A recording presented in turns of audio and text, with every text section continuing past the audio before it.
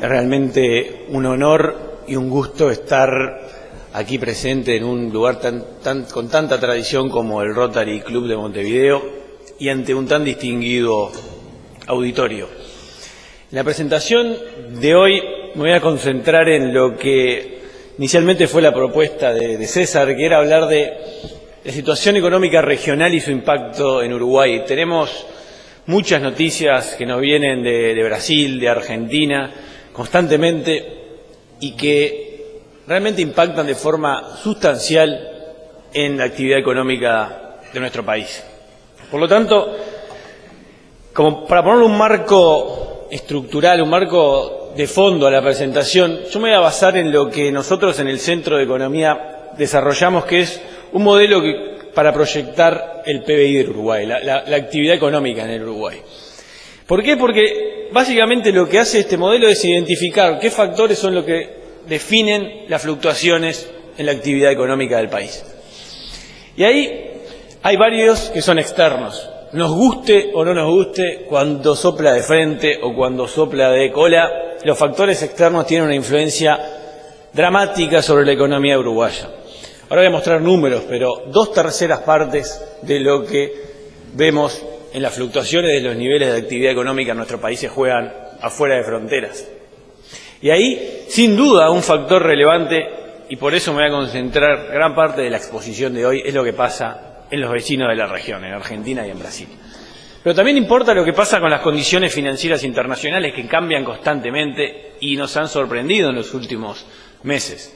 También importa, obviamente, lo que pasa en los precios de lo que nosotros exportamos, que son materias primas, commodities, pero también afectan tanto las condiciones financieras internacionales como las materias primas a nuestros vecinos de la región, los mismos. Por lo tanto, eso hace que el efecto sea realmente muy amplificado de lo que pasa en estas tres componentes sobre el desempeño en la economía del Uruguay. A esto hay que sumarle lo que son los componentes internos, que hacen que estos factores externos tengan un impacto mayor o menor dependiendo de las circunstancias. Y ahí me refiero a lo que es la estabilidad macroeconómica, y aquí debemos decir lo que es la situación del riesgo país, la situación de la calificación de la deuda pública uruguaya, que nos ha tenido en vela en los últimos tiempos con esta preocupación subyacente de si vamos a perder o no el grado inversor, que es, como dijo el presidente Vázquez, el activo intangible más importante que hoy tiene el Uruguay. Y también importa ahí, porque ha importado, y eso lo quiero mostrar, el gasto público. O sea, importa y mucho en la evolución que ha tenido y ha sido un impulsor relevante en los últimos años de la actividad económica en el Uruguay, fundamentalmente cuando el viento de cola empezó a amainar. Si uno le pone números, y estos números vienen de la historia, o sea, si uno agarra la evolución de estas variables que se mueven conjuntamente con la actividad económica en el Uruguay, ve que 2/3 partes, ahí le estoy poniendo, se juegan afuera, 53% en la región, la mitad de la volatilidad, o sea, es esto de los movimientos de la actividad en el Uruguay se juega en la región, en Argentina y en Brasil. Hay un tercio, y muy importante, del tercio interno, que es este 27% que pongo ahí de estabilidad macroeconómica, porque es fundamentalmente la caja de resonancia interna de lo que pasa en el exterior.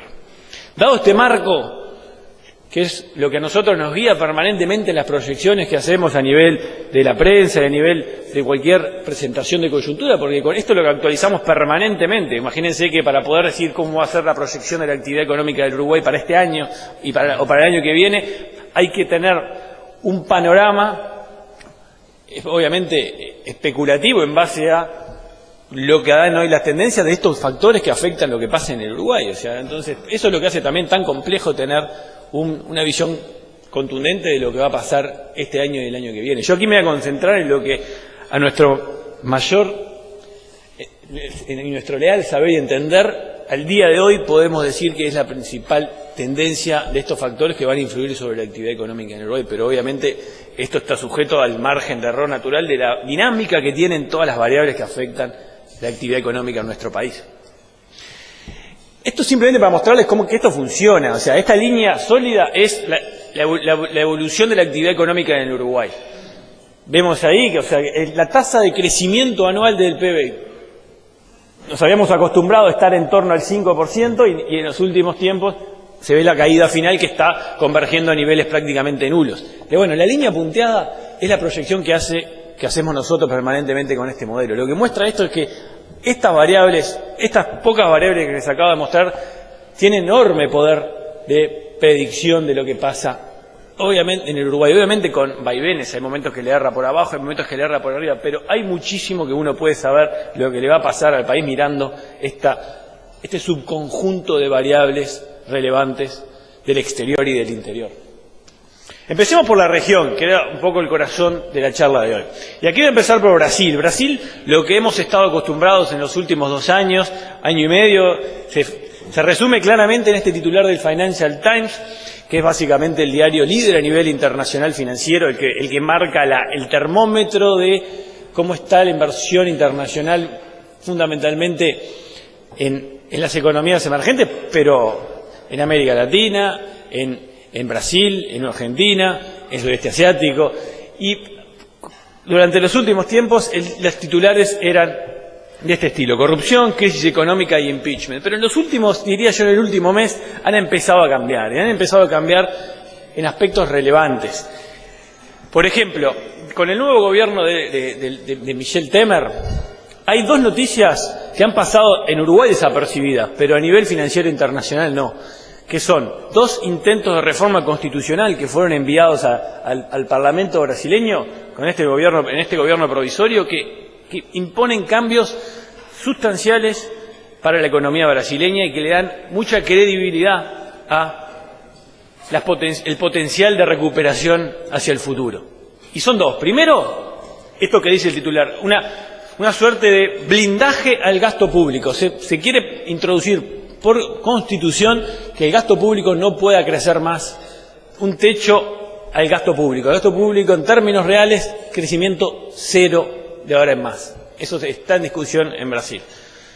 Segundo, y también importante, y esto salió hace un par de semanas, también se está discutiendo a nivel de reforma de la Constitución darle mayor autonomía al Banco Central de Brasil, para sacarlo de todo el juego político que no ha sido ajeno a esta situación, y se está buscando dejar con claridad que ya era bastante autónomo el Banco Central de Brasil, pero se quiere darle incluso mayor autonomía para separar lo que es la política de la estabilidad de precios y la estabilidad en general macroeconómica en Brasil. Estas 2 señales son fuertes y se están leyendo con claridad este gobierno, que es provisorio pero que está dando pasos firmes en muchas direcciones, más allá de la enorme incertidumbre de lo que va a pasar cuando tenga que votar el Senado finalmente la destitución de la presidenta.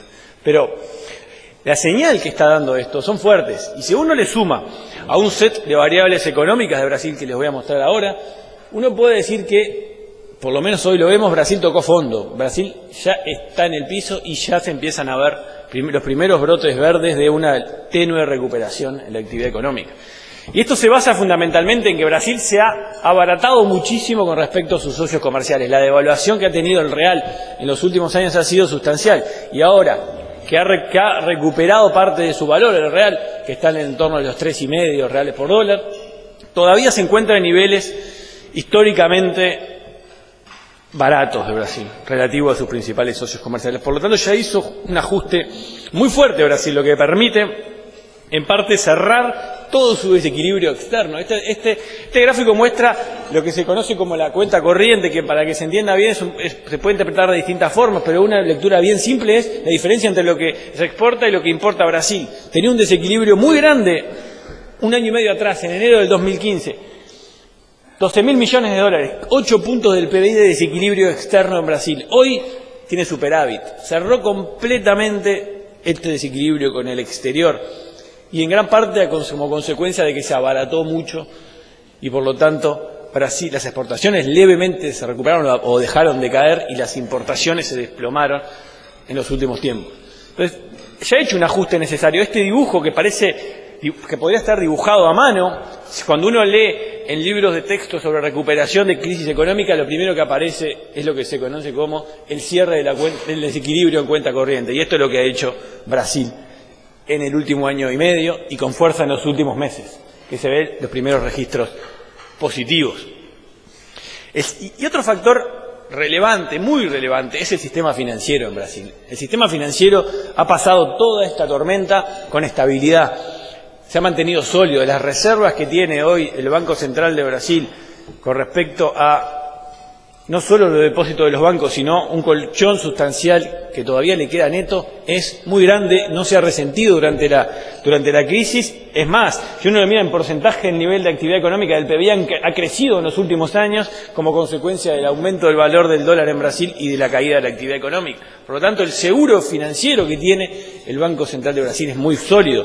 Cuando uno mira algunos indicadores del sistema financiero en Brasil, por ejemplo, el requisito mínimo de capital del sistema bancario en su conjunto está muy por encima hoy de lo que es la regulación internacional más dura de Basilea, y después de haber estado todos estos años de crisis, está en niveles todavía muy similares al 2011, cuando Brasil, si se acuerdan, era la octava maravilla del mundo y donde se decía que Brasil era el motor de todo el mundo emergente. Bueno, pero el sistema financiero se ha mantenido en niveles de estabilidad luego de todo esta caída fuerte de la actividad económica. También se ve en la liquidez, que incluso ha aumentado los niveles de liquidez que tiene el sistema financiero, los activos líquidos respecto a las obligaciones de corto plazo del sistema bancario en Brasil, está en niveles muy elevados, muy por encima de la regulación internacional. Y si uno mira la morosidad, que ha crecido de 3,5% a casi 5%, también se encuentra en niveles muy sostenibles. Si uno lo compara con el sistema uruguayo, que hoy nadie duda de que el sistema financiero uruguayo está sólido, bueno, Brasil está un poquito más deteriorado en materia de su cartera de morosidad por la crisis que ha tenido, pero no tiene registros de morosidad fuertes. ¿A qué va todo esto? Que Brasil hoy tiene una conjunción de una economía que se ha abaratado, que ha cerrado algunos desequilibrios externos y tiene un sistema financiero todavía sólido que puede potenciar una recuperación en la medida que la actividad económica empiece a alentar, empujado en gran parte por la inversión. Estos son los registros de inversión extranjera directa en Brasil, que han crecido del mínimo en agosto del año pasado, han venido mes a mes aumentando en millones de dólares y en porcentaje del PBI, la inversión extranjera directa, y está en registros realmente altos. O sea, 4 puntos del PBI de inversión extranjera directa es muy alto, más alto que lo que tenemos en Uruguay, por ejemplo. Entonces Brasil está captando nuevamente inversores que se están anticipando a una suerte de recuperación, porque esta suba es bastante previa a que empezáramos a pensar que Brasil había tocado piso, pero ya la inversión se estaba empezando a anticipar. Y si uno mira el riesgo de la percepción internacional del riesgo en Brasil, también se ve una caída muy fuerte que comenzó luego del cambio de gobierno y que se ha mantenido en niveles relativamente bajos en los últimos tiempos y sigue cayendo, convergiendo hacia los niveles previos de crisis, que son tasas de riesgo muy bajos en comparación histórica para Brasil, y que esto quiere decir que hoy un bono brasileño hoy paga 3,5% de tasa de interés por encima de un bono de Estados Unidos. 3,5% en un país que se dice por todos lados que está en su peor crisis de la historia. No estamos hablando de niveles de riesgos muy relevantes. Si uno empieza a ver indicadores de actividad, los primeros, esto es lo que decía hoy de los primeros brotes verdes, si uno mira la confianza del consumidor de Brasil, que venía cayéndose barranca abajo desde el año 2012, los meses de este año, a partir de abril, se ve las primeras recuperaciones, y a la medida en que van saliendo, cada indicador que sale se ve un poquito mejor. Obviamente estamos en niveles de subsuelo todavía, ¿no? Pero lo que quiero marcar es que se ve un primer cambio de tendencia. Si uno mira las expectativas económicas del consenso de analistas en Brasil, se ve que también a comienzo de este año, en abril, mayo, se toca el piso y se empieza a dar vuelta, y lo que se esperaba, una caída de casi el 4% para este año de la actividad, hoy ya está en 3,5%. Esto se actualiza semanalmente, hay más de 60 analistas brasileños, bancos, instituciones financieras de Brasil que actualizan su encuesta con el Banco Central de Brasil, y se ve semana tras semana un escaloncito hacia arriba, muy leve, pero todos escaloncitos hacia arriba. Lo mismo que las perspectivas para el año que viene, que se pensaba que iba a caer mucho, pero hoy ya están sostenidamente en un crecimiento del 1%, y con esto cierro la que es la percepción de Brasil, que este año, es verdad, este año Brasil va a tener un muy mal año, una caída del 3,5% del PBI, que conjuntamente con el año pasado configura la peor caída de la actividad económica desde la Gran Depresión de los años 30 en Brasil. Pero el año que viene, Y a la luz de todos estos indicadores que les acabo de mostrar, se espera en consenso un crecimiento del 1% de la economía brasileña. Por lo tanto, el piso ya se habría tocado y esto a nosotros nos importa y nos pega de forma sustancial. Entonces, para cerrar el capítulo Brasil, las perspectivas son moderadas, pero con moderado optimismo, en algún sentido porque ya se hizo el ajuste, se están dando señales fuertes de compromiso, como las que mencionaba al principio, de los cambios en la Constitución necesarios para frenar el crecimiento del gasto de forma permanente y darle más autonomía al manejo macroeconómico, separarlo del ciclo político, que ha sido uno de los grandes problemas que ha tenido en los últimos tiempos, la confianza, que ha dañado la confianza en la economía brasileña. Entonces, en Brasil tenemos este panorama. Si uno va para Argentina, lo que se encuentra es que el gobierno actual, luego de la década del kirchnerismo, se ha encargado y con éxito de desatar nudos, ya sea los nudos del cepo cambiario, la relación con los fondos buitres, las cifras oficiales que finalmente el gobierno argentino ha logrado presentar en los últimos 2 meses, cifras de inflación creíbles porque fueron, en el registro pasado, más alto el dato que presentaba el INDEC que el dato consenso de los analistas privados. Y eso es lo que le dio en algún sentido algo de credibilidad, cuando hoy la inflación es el principal problema que tiene la economía argentina. Si uno mira un poco los indicadores macro de Argentina, ve que la situación fiscal es realmente dramática. ¿Por qué? Y bueno, porque se deterioró mucho en los años anteriores, pero ya vino con un déficit del 5,5% del año pasado, pero este año no ha logrado mejorar y no se va a llegar a los compromisos que se habían establecido, en gran parte porque el gradualismo que tanto se habla por parte de la actual administración en Argentina, el ministro Patgay, ha sido introducir reformas, pero hasta donde sea tolerable. Y ahí me refiero a que los planes sociales no solo no se han cortado, sino que han aumentado. Ahí me refiero a que la parte de asistencia social más allá de los planes tampoco se ha frenado. Me refiero a que donde sí hay problemas son el tema de tarifas, que ahí se buscó en su momento al principio darle una suerte de gradualidad, pero los acontecimientos han dado que por aquí hoy tenga un serio problema la economía argentina en materia de un aspecto puntual que genera mucho ruido. Pero si uno mira el paquete completo de Argentina, se encuentra en que la situación económica está todavía no ha superado las expectativas. Hay un problema de expectativas que se generaron en un gobierno que se prometió mucho cambio, se hizo muchos esfuerzos, fue muy eficiente en solucionar problemas del pasado, pero no está logrando reimpulsar el crecimiento para que estas expectativas tengan carne y hueso en la realidad. Y esto es una preocupación cuando la inflación está hoy en torno al 40% en Argentina. Si uno mira, este es un comentario que quería hacer del tarifazo, porque es lo que hoy está en la prensa en Argentina constantemente. Ahora, si uno lo pone un poquito en perspectiva nuestra, ¿no? O sea, si uno mira cuánto han subido, bueno, 400% el gas, se le puso un tope en 400%, pero si uno mira el consumo promedio de una familia en Buenos Aires y en Montevideo, después del tarifazo seguimos estando nosotros bastante más caros en materia de tarifas que Buenos Aires, ya sea en el gas, en materia de combustible y en materia de electricidad, es donde se ven más diferencias. Pero en todos los aspectos Uruguay hoy sigue estando más caro que Argentina en materia de tarifas, cuando si uno compara una canasta de bienes y servicios de Argentina está muchísimo más caro que en Uruguay. Cualquiera que cruce a Buenos Aires, que haya estado este fin de semana a lo largo de Buenos Aires, lo puede constatar en carne propia. Pero en materia de tarifas seguimos estando nosotros más caros que Argentina, a pesar de este ajuste brutal que tuvo que hacer la administración Macri. Aquí realmente lo que está pasando es lo que todos los días, esto es La Nación de hoy, o sea, lo que el gobierno insiste en decir que las mejoras van a empezar a venir el segundo semestre, que ya va a ser el año que viene, donde se van a empezar a ver impulsado, y esta es la clave, por las inversiones que en teoría deberían llegar a una economía que tiene muchísimo por progresar, fundamentalmente en materia eólica. Argentina tiene 10 años de inversión muy fuerte en materia eólica para equipararse a niveles actuales que está Uruguay.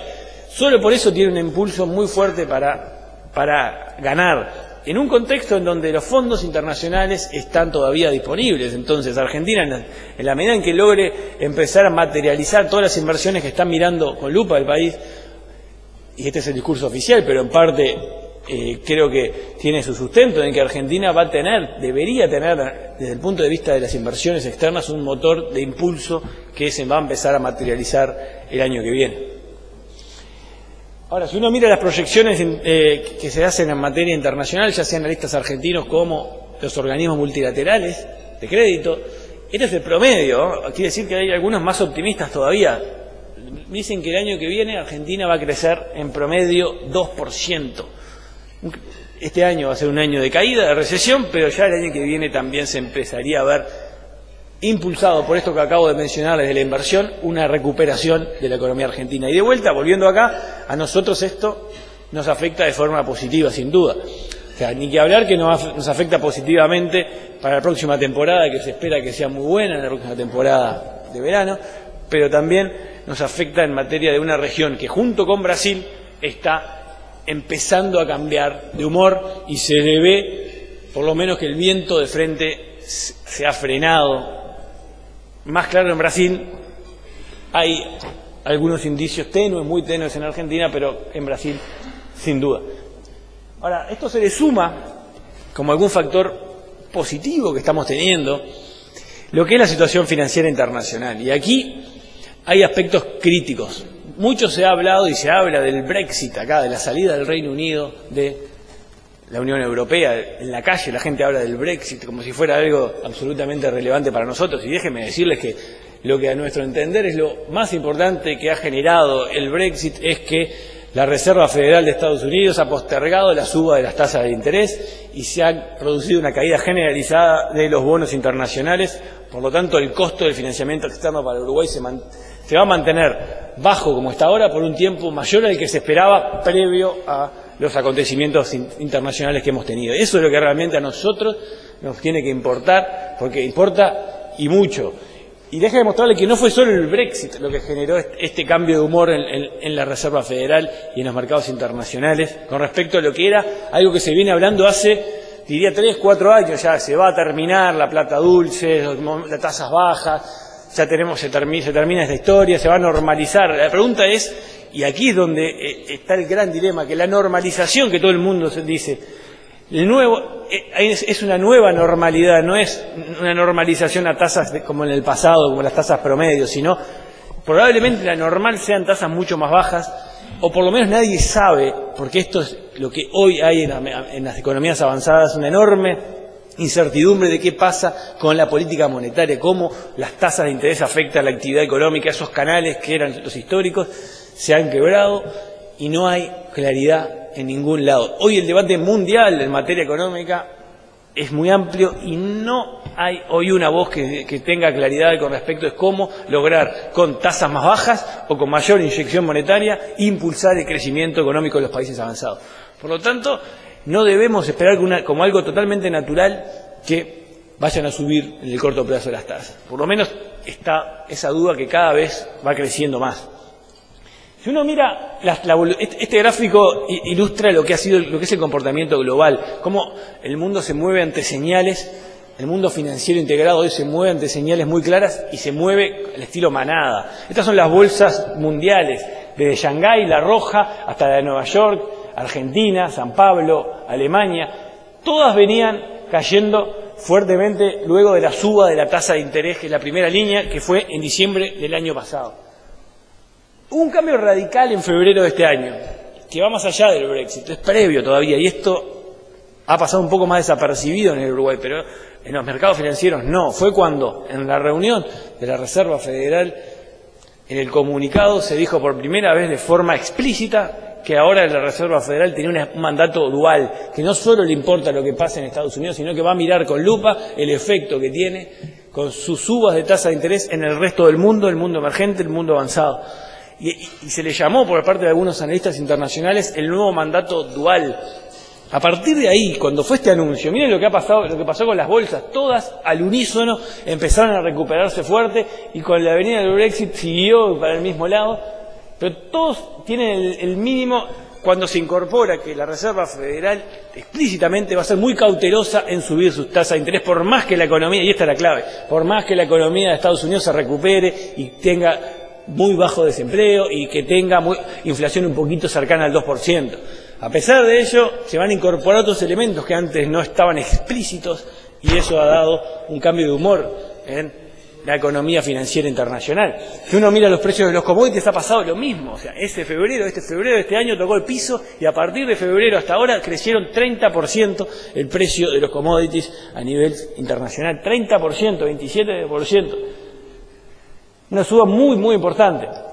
Si uno mira las monedas pasa exactamente lo mismo. Todas se venían depreciando en Uruguay, en Brasil, en Argentina, hasta en Malasia, en Perú, en Rusia. Cuando suben es que va perdiendo el valor la moneda doméstica y sube el dólar. En este momento, el anuncio del mandato dual de la Reserva Federal, todas se apreciaron. Y lo que ha pasado en Uruguay, que el dólar ha perdido valor y el peso uruguayo ha recuperado, ha pasado en Brasil, ha pasado en Argentina, ha pasado en el resto del mundo, porque el problema es que es el dólar el que cambia su valor con respecto a todas las monedas, no lo que hace un país o el otro. Simplemente es un fenómeno del dólar como moneda global. Eso se traduce en lo que son nuestras proyecciones del tipo de cambio en Uruguay. Hoy nuestro escenario central lo hemos revisado sustancialmente hacia la baja con los que era unos meses atrás. En febrero pensábamos que el dólar iba a cerrar a 35, por lo menos al fin de año, era el consenso.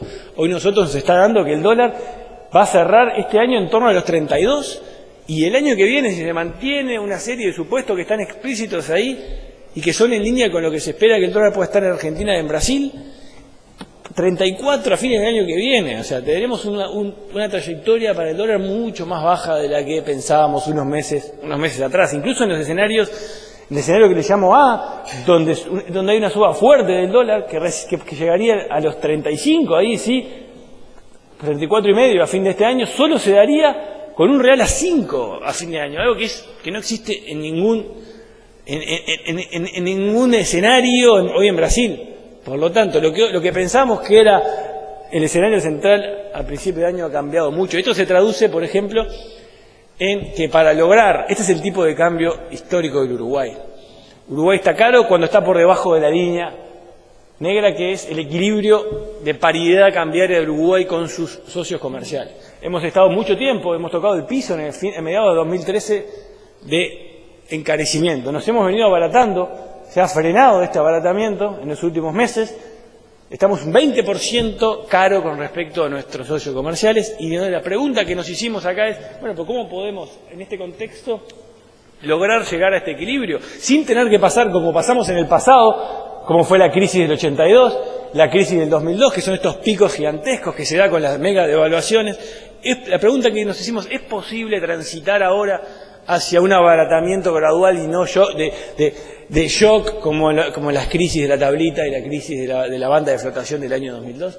Bueno, ese escenario es posible con esta línea punteada que está acá. Para cerrar este gobierno en diciembre del año 2019, en el equilibrio, esto implica que durante los próximos años, este año y los 2 próximos años, la inflación debería cerrar en torno al 8 y tener una devaluación del promedio del año relativo al año anterior del entorno del 13%, o sea, por encima siempre sostenidamente de la inflación, para ir recuperando, ir mordiendo de a poquito competitividad. Esto no quiere decir que va a pasar, simplemente este es un escenario hipotético para decir, bueno, ¿cómo se podría lograr converger a un nivel de equilibrio cambiario sin pasar por exabruptos que tuvimos en el pasado? Se puede, es mucho más lento, pero esto es lo que implicaría poder hacerlo. Esto se ha traducido en que la inflación, que tuvo su pico del 11%, probablemente en los próximos meses no nos deba sorprender que entre de nuevo en el 10% y siga bajando, porque en gran parte responde a este dólar más bajo. O sea, el gran factor que impulsa, el principal movimiento que hoy tiene la inflación en el Uruguay es el impulso del dólar, y las dudas que ha tenido en los últimos meses, que no ha caído lo que debería haber caído, se debió a aspectos muy puntuales que pasó con las frutas y las hortalizas. Si eso no hubiera pasado, hoy la inflación ya estaría por debajo del 10%. Si uno también hace escenario de la inflación, nosotros la estamos viendo a fin de año en el 8,5, el año que viene en el 8, y esto se da con en escenarios centrales con el dólar anterior, o sea, el escenario central del dólar impuesto a las proyecciones de inflación nos dan una inflación en los niveles. Acuérdense que yo les decía que con un 8% de inflación, que es el que podríamos estar llegando acá, si la devaluación fuera un poquito más elevada, podríamos estar convergiendo a niveles de paridad cambiaria. Ahora, para cerrar este capítulo de condiciones financieras internacionales, que era donde estábamos, lo del tipo de cambio real fue un paréntesis. Este me parece uno de los aspectos más relevantes. Esta es la tasa de los bonos a 10 años en Estados Unidos, desde 1900, desde el principio del siglo pasado. Ahora, la semana pasada tocó el nivel mínimo histórico. La tasa de bonos de 10 años por debajo del 2%, acaba de cortar, y esto responde en gran parte a esto que les acabo de mencionar, esta sensación de que la política monetaria no se ha vuelto una herramienta inerte para impulsar la actividad económica, y donde lo que hoy sobra son recursos financieros, lo que falta son proyectos rentables. Lo mismo pasa en Alemania, lo mismo pasa en el Reino Unido. Estas son las tasas, en una ventana más corta, las tasas de retorno que están en términos reales, si uno las pone, están todas muy cercanas a cero, no hay retorno. Esta es la tasa con la que se compara un proyecto de inversión, la tasa de 10 años. Hoy cualquier inversión real es financieramente rentable porque se la compara con un retorno nulo, cero, de cualquier inversión financiera. Y esto es una tendencia que ha venido siendo muy progresiva desde los 80, y nada indica que esto vaya a cambiar de golpe, por lo menos en una ventana de mediano plazo. Esto se ha traducido en estas situaciones, si uno lo baja a Uruguay, estos son los ingresos de capital que ha tenido el Uruguay, en una situación que era imposible de explicar, que hayan venido tantos capitales al país sin una situación donde existen inversores interesados en economías como la uruguaya. Lo hemos vivido la semana pasada con el anuncio de UPM, pero de ese estilo hay muchos que están, más chicos obviamente, pero de esa magnitud, hay muchas empresas que están mirando a Uruguay con interés porque no hay retorno en otro lado. Entonces, ahí es donde es la relevancia de mantener la estabilidad macroeconómica para que Uruguay pueda finalmente concretarlo. Hoy la plata está, lo que no están son los proyectos, en parte porque se ha perdido el retorno por los elevados costos que hoy tiene Uruguay, en parte porque no hay una clara agenda de hacia dónde va el país en el mediano y largo plazo. Entonces, hay plata, no hay gente que mira de afuera con mucho interés, que pregunta constantemente, pero que no termina de poner la plata sobre la mesa porque no ve el retorno en el mediano y largo plazo, por las señales que hoy se brindan. Si uno mira los precios de los commodities, que es el otro factor también relevante del contexto, ve que en los últimos tiempos, como le mostré en el agregado, que crecieron 30%, si uno mira los rubros más relevantes para el Uruguay, bueno, empecemos por la celulosa, juega en otra liga, o sea, es bastante estable, ha sido siempre estable y no ha tenido grandes variaciones. Pero mire, la soja que subió un 30%, la carne incluso subió un poco en los últimos tiempos. Todos nuestros principales productos también se han recuperado levemente y nada indica que esto se vaya a hundir de nuevo. Tampoco indicaba que esto iba a crecer mucho. O sea, si uno miraba las proyecciones que hacía la FAO y los organismos multilaterales hace unos meses atrás, te decían que los commodities iban a estar planchados durante este año y el año que viene. No es lo que ha pasado. Eso primero demuestra lo difícil que es hacer proyecciones sobre estos commodities, que son instrumentos financieros al fin y al cabo, y cómo estos aspectos internacionales afectan claramente la tendencia. Ahora, si tuviera que apostar, yo diría que es muy poco probable que esta tendencia a la baja vuelva, y si algo poner para arriba, mantenerse estable. Y esto obviamente es un factor que de vuelta, como le mostraba de la región, como le mostraba en materia financiera internacional, también en precios de lo que venimos, los vientos empiezan a soplar para el otro lado. Por lo menos si hay que cambiar el chip, porque la verdad que cuando escuchamos permanentemente decir por parte de, ya sea de las autoridades oficiales, que el contexto externo horrible que tiene el Uruguay y las calamidades del exterior, la crisis internacional, bueno, no es tan así cuando uno mira y lo hace con lupa cuáles factores del exterior afectan realmente a la economía uruguaya. Y cuando uno los mira así, el panorama no, por lo menos a nuestro entender, no luce tan negativo para el corto plazo, para el año que viene. Si esto le suma que Uruguay ha logrado durante estos últimos años desmarcarse de Brasil, en percepción de riesgo. Esta es la percepción de riesgo. Brasil tuvo su crisis y se fue para arriba.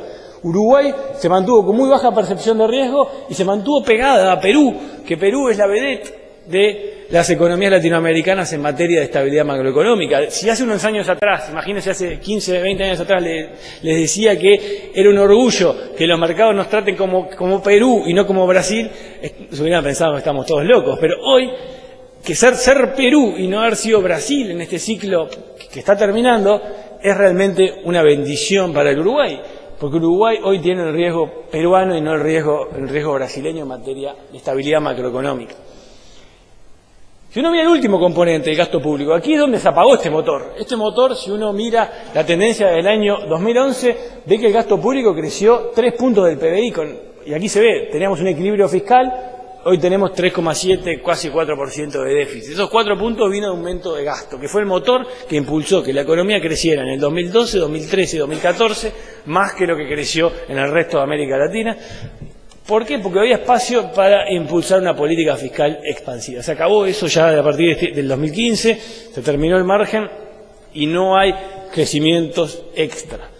Sí hay sustitución, porque el ajuste fiscal que va a estar en marcha a partir de enero del año que viene, en realidad no es un ajuste en sí mismo, sino es simplemente una forma de financiar los nuevos aumentos de gasto que están votados en el presupuesto, y para poder financiarlos, en vez de sustituir otros gastos, se aumenta se hace una suba de impuestos. Después no quiero meterme en esa discusión, se puede discutir a fondo si esto es lo más eficiente. Nosotros pensamos que ante este contexto de vientos que empiezan a cambiar y potencial de aprovechar esta recuperación, sin duda que fue un ruido que generó una señal no negativa, y justamente por el tipo de impuestos que va a subir y el tipo de decisiones que va a afectar este cambio que se va a aprobar con la rendición de cuentas. Por lo tanto, en este contexto es todavía más que cuestionable la forma en cómo se instrumenta el ajuste.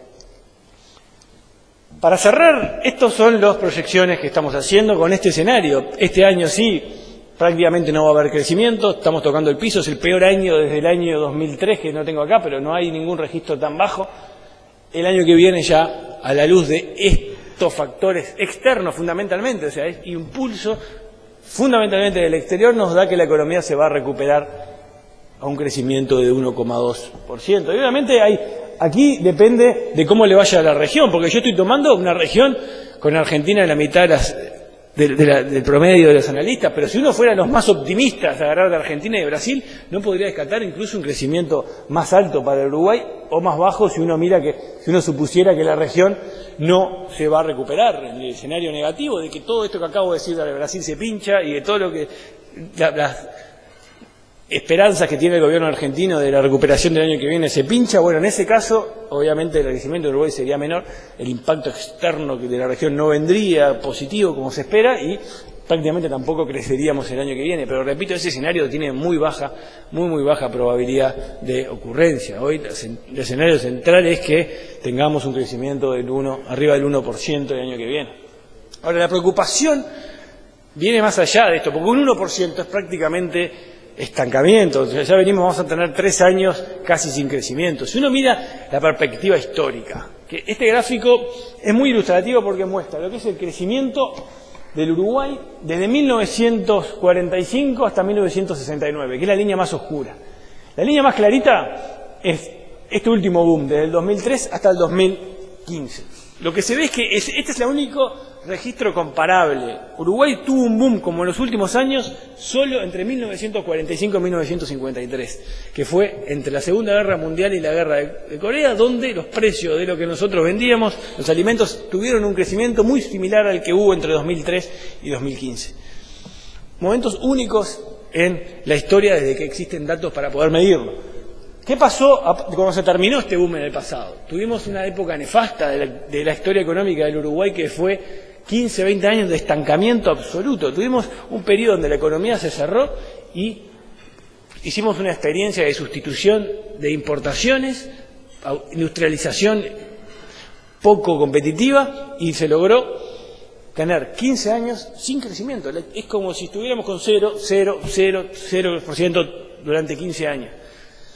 Eso pasó hoy, los desafíos son otros, pero hay riesgos de magnitud similar. En aquel momento el mundo se abrió, América Latina se cerró, pero se cerró con enormes tarifas del comercio exterior. Cambió un cerramiento que no fue solo nuestro, pero que se dio en un contexto donde países que se abrieron en Asia tuvieron las mayores tasas de crecimiento registrados. Por lo tanto, lo que quiero decir es que no es que al mundo se hundió, no. Una parte del mundo tomó un camino, otra parte tomó un camino diferente. Ahora está pasando algo parecido. ¿Y cuáles son los desafíos que hoy tiene el Uruguay parado acá en este momento para evitar algo similar de un periodo de estancamiento? Y bueno, si uno mira cuáles son las barreras que hoy tiene Uruguay a un mayor nivel de desarrollo, y es un tema de cómo va a ser Uruguay para aumentar la productividad. O sea, hoy todos los diagnósticos que se hacen a nivel internacional de las economías de América Latina dicen que el gran problema que tiene es la productividad, que no ha logrado mejorarla con todo este crecimiento de los últimos años. Si uno mira las barreras, ahí se encuentra en que hay distintas barreras. Esta es la posición que tiene Uruguay. Si el nivel máximo de barreras en el mundo fuera 100 y el mínimo 0, Uruguay hoy tiene tremendas barreras en regulación laboral. Tremendas barreras. Tiene enormes barreras en inserción internacional. Tiene enormes barreras en peso de estado de la economía y en calidad educativa. Esto yo diría que son las 4 grandes líneas donde Uruguay tiene deudas pendientes gigantescas. Quería hacer un comentario muy breve de cada uno, que ya estamos sobre la hora. Primero, nosotros trabajamos sobre esto. La regulación laboral del Uruguay es del siglo XX, de mediados del siglo XX, y está totalmente al margen de lo que es la nueva tendencia del mercado de trabajo, donde la tasa de automatización de todas las tareas crece de forma exponencial, va llegando con distinta velocidad en distintos sectores, pero es una gota que no para de caer. Nosotros hicimos un estudio en el IEM, medimos para todos los empleos del Uruguay y encontramos que 55% de los puestos de trabajo que hoy están ocupados por uruguayos son sustituibles por máquinas que lo van a hacer más eficiente y mejor en cuestión de no más de 20 años. La regulación laboral vigente hoy en Uruguay no fomenta este proceso, sino todo lo contrario. La regulación laboral no permite que haya una natural sustitución. Hay que evitar una sustitución y hay que buscar una complementariedad. No es que desaparecen los trabajos y la gente no va a tener nada que hacer, no. Si los trabajos logran adaptarse a las nuevas tecnologías, se complementan y siempre se logra un trabajo paralelo a lo que puede hacer hoy una máquina. El problema es que para lograr esa complementariedad, la legislación laboral tiene que permitirlo, y hoy no lo permite, no tiene la flexibilidad necesaria en horarios, en sueldos, en distintos factores que permiten dentro de cada rubro, que está extremadamente controlado, poder flexibilizar y adaptarse a estos cambios. Por ahí tenemos un desafío muy grande para discutir.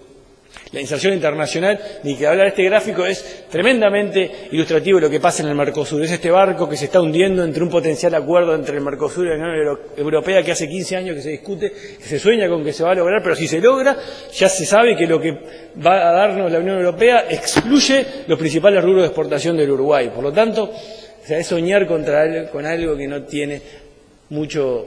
El premio es muy chico, es un sueño gigantesco para un premio muy pequeño, cuando en realidad aquí la discusión es mucho más profunda y aquí hay muchísimo por discutir antes de que el abanderado que hoy hacia aún mayor apertura, que puede ser el Ministerio de Relaciones Exteriores, pueda lograrlo, introducir dentro de todo el partido y que esto se termine de aprobar. Ahí hay una discusión muy profunda que todavía está pendiente y que se va a dar en algún momento, y es en los próximos años. Aquí también estamos trabajando profundamente para ir al corazón de esa discusión, que el corazón es: los que están en contra de una mayor apertura sostienen que si Uruguay se abre, se primariza, pierde la posibilidad de subir su lugar en la cadena de valor, y para poder abrirse hay que primero estar preparado para insertarse en un salto en la cadena de valor y tener mayor valor agregado en lo que uno produce. La pregunta para eso estamos todos de acuerdo. El tema es si es posible esperar a eso y vamos a seguir cerrados hasta que milagrosamente Uruguay se pueda sofisticar, o hay que abrirse, ir a jugar a la cancha sin saber. Esa es la discusión que está hoy pendiente y es lo que está trancando en la interna del partido de gobierno. Y que es una discusión sumamente relevante, porque básicamente el premio que plantean uno es lo que todos queremos. Uruguay quiere vender chips. Nos encantaría a todos poder vender chips. El tema es si es viable esperar hasta que eso pase o no. Finalmente, el tema del gobierno de las empresas públicas. Decía que el peso del Estado es un tema una de las principales barreras. Y ahí me quiero concentrar en las empresas del Estado. Ahí es donde hay que empezar a morder, de ahí es donde hay que empezar a mejorar. Hay mucho para mejorar. El gobierno trata de mejorar dentro de la OPP. Hay una línea fuerte trabajando en esto. Lamentablemente no se ven resultados porque no se logra imponer con fuerza lo que hay que hacer. Y aquí hemos trabajado y el corazón del problema viene por un tema de gobierno corporativo. Se podrá discutir o no, y eso también es interesante, cómo debe ser la propiedad de las empresas, si descontamos que queremos que sean públicas, como aparentemente así lo quiere el Uruguay. Bueno, las empresas públicas pueden hacerlo mucho mejor que lo que están haciendo ahora y aliviar el costo del Estado en el Uruguay. Finalmente, el cuello principal de botella que hoy tiene el Uruguay para crecer. Esto no lo digo yo. La OCDE vino a hacer un estudio el año pasado al Uruguay, estuvo 2 años y medio investigando la economía uruguaya, un equipo muy grande. Hizo un documento que está disponible, que es ese que está ahí, se publicó este año. Es un estudio multidimensional del Uruguay. La principal conclusión de este documento fue: Uruguay tiene los estándares de la OCDE, de los países más ricos del mundo y avanzados en materia institucional. Está bien posicionado en corrupción, en tratamiento de la inversión, en respeto de los derechos de propiedad, seguridad jurídica, país muy bien. Ahora, cuando Uruguay quiera dar un salto de un país de ingreso medio a un país de ingreso alto, como nosotros, tiene un cuello de botella insalvable, que es la calidad de su mano de obra. La deteriorada formación que hoy tiene la población le imposibilita al Uruguay aspirar a tener un nivel de ingreso, de productividad de los países más avanzados. Esto fue la conclusión que duele que se diga, pero no nos puede llamar la atención, porque es un proceso que se viene deteriorando de hace muchísimos años y hoy nos muerde y no sabemos cómo empezar a buscarle la vuelta. Por lo tanto, para cerrar, buenas perspectivas para el corto plazo, en el muy corto plazo, pero de ahí a tener una perspectiva positiva estamos muy lejanos, porque para realmente potenciar un contexto externo favorable habría que dar señales en estas áreas, pero son solo señales, porque obviamente todos estos 4 puntos implican reformas que llevan mucho más que un periodo de gobierno, pero solo con una señal como la hizo Brasil enviando esta reforma, que la toman en el Financial Times y te dicen que va a cambiar el tope del gasto porque hay una reforma constitucional, dando señal que Uruguay finalmente se alinee en qué quiere hacer a nivel internacional, cuál es la posición a nivel de inserción internacional, que quede claro y que sea creíble, que se inicie una reforma. Bueno, cualquiera de estas señales son lo que finalmente podrían dar un impulso hacia este contexto que es mejor desde el exterior. Los deberes están en nuestra cancha y no los estamos haciendo por el momento. Muchas gracias.